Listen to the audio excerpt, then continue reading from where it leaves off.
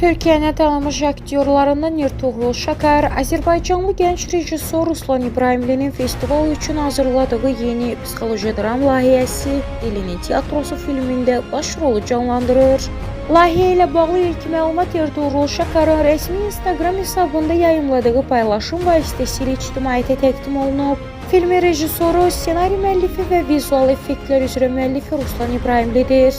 Layihədə Kanal 21-in təsisçisi və baş redaktoru Fərhad Quliyev, eyni zamanda xüsusi müxbir İlmi Maşallahoğlu da rol alıb. Filmin diqqət çəkən cəhətlərindən biri rejissorun xüsusi realistik süni intellekt texnologiyası ilə ekrana gətirilməsidir. Bu seçim filmin ideologiyasına uyğun yaradıcı yanaşma kimi izah olunur.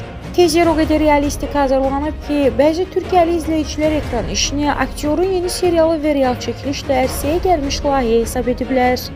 Dilinin Tiyatrosu həyat yoldaşı və qızını faciəvi avtomobil qəzasında itirən bir kişinin psixoloji sarsıntıdan sonra yaşadığı daxili mübarizədən bəhs edir.